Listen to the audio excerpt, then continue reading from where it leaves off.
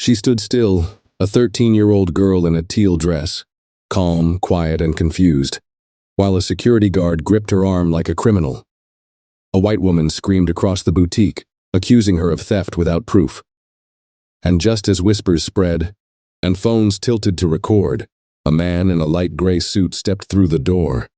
His voice calm, his presence impossible to ignore.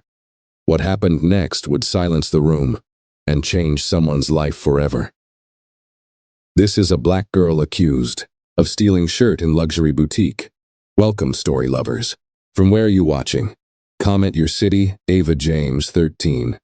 Walked through the gleaming aisles of Lamar Boutique with the quiet grace of someone raised around elegance. Her teal dress shimmered under the soft boutique lights, her fingers gently brushing the edge of a blouse she admired. Saturdays like this were her favorite, roaming the city while her dad wrapped up meetings. She'd grown up around boardrooms and luxury, but today she just wanted to feel like any normal girl.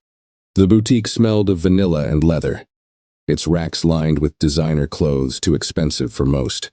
Still, Ava felt at ease. She didn't wear labels to prove anything. Confidence was stitched into her from birth. But in places like this, being young and black made her presence feel like a challenge to someone.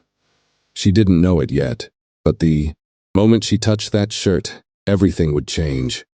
And one woman's assumptions would unravel an ugly truth in broad daylight. Ava reached for a sea green blouse hanging near the end of the rack. The fabric was soft, the color close to her dress. She held it up, smiling quietly to herself. That's when she heard it, a sharp voice behind her. The boutique manager, a white woman in a crimson power suit, marched over with fire in her eyes. Without hesitation, she snatched the blouse from Ava's hands and barked something about putting it back where it belonged.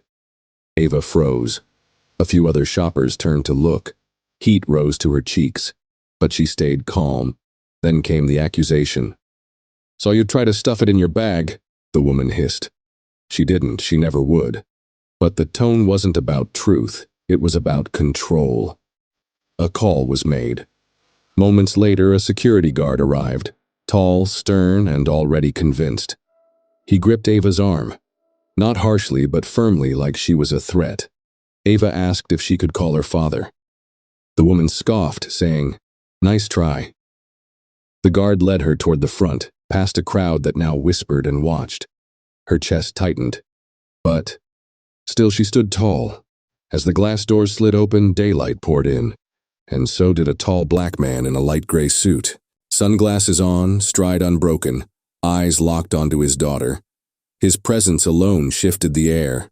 Ava's father had just arrived, and with him the storm was about to break. The boutique manager turned, still mid-rant, only to freeze.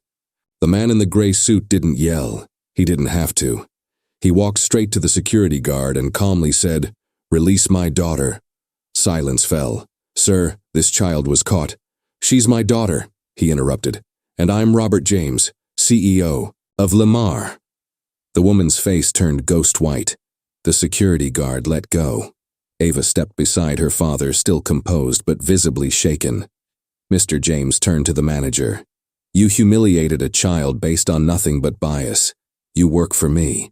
Or rather, you used to." Security cameras blinked above. Every word, every movement recorded. The woman stuttered, searching for an escape that didn't exist. And just like that, the power dynamic shattered.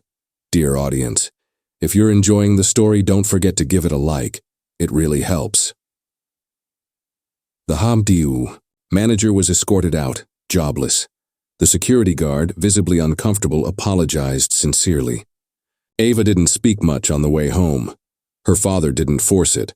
But later that night, she asked a quiet question. "Would they have believed me if you hadn't walked in?" He sighed. "Maybe not. But I always will." Ava learned something painful that day. Not just about racism, but about dignity. About the quiet strength of staying composed when the world wants you broken. The boutique? It underwent new training, new leadership, and a policy overhaul. But for Ava, the memory never faded. Because even in places that shine with luxury and polish, some people still see skin before character. How many more times must this happen before The world sees the child instead of a threat. Thanks for watching. Subscribe to our channel for more powerful stories and new videos.